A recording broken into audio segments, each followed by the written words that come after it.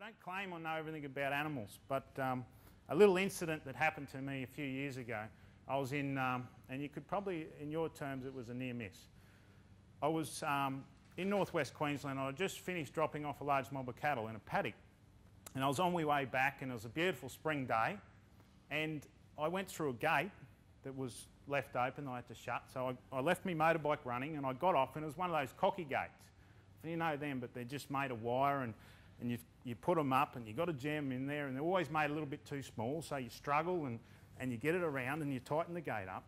And as I turned around, walking back towards the bike, I looked up, and here was a snake, and it was just, you know, barred up, flattened out, just coming at me. So I now know why Steve Irwin says crikey, except I didn't say crikey out of my mouth, it came out the other end. And I just got on my bike and I shot out of there, and I tell you, scary.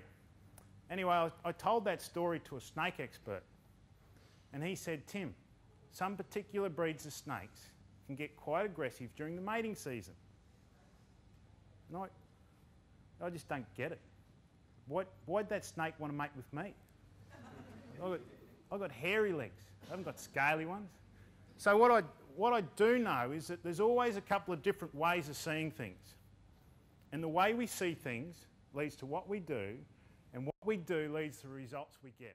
How we react and respond to pressure is critical to how we perform in today's workplace. Equally important to that is how we apply a pressure to get the results that we want. One animal that really demonstrates this well is this little thing called a sheep. Now, might have to get this over early, but is there any Kiwis in the room? No Kiwis? Oh, there's half. Oh, well, look, for all you hidden Kiwis there, I just so you understand me properly, is that we've got a couple little differences in our language. They're only little differences. But I'm going to talk about sheep cockies and graziers. In New Zealand, you call them sheep breeders. Now, they're the same thing. The only difference is in Australia, we've learnt they can breed themselves. The interesting thing is that those animals aren't physically exhausted, because if you leave them behind, they will just be running flat out in the wrong direction.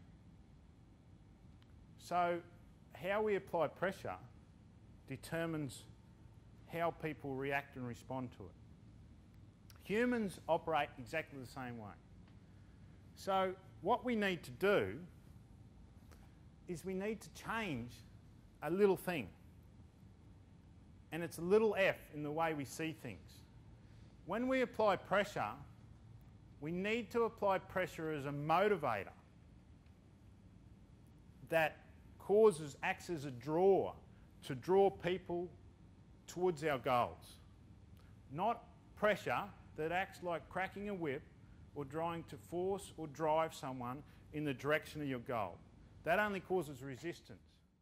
Now, this is a demonstration of it's an English backpacker who's doing what the sheep cocky says is impossible, putting these sheep up a gate that they come out with no one behind them. Now, if you look at these animals,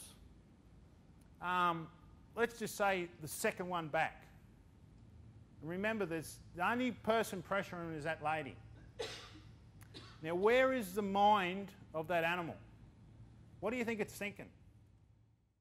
So if we want to be influencers and get a change of behaviour, which most people do, the first thing we've got to understand is how do we change the way people think. Now,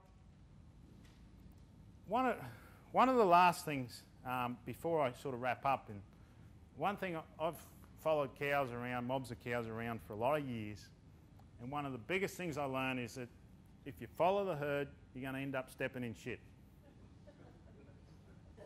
So we've just got to be careful. Some of these things that are instinctual to us, instinctual as humans, is to actually try and force change onto people. Believe me, I'm still trying to do that to my wife. You think I would have learned? But we need to, and this is actually what we call counterintuitive thinking, is a lot of times to be effective, you've got to be zagging when everyone else is zigging.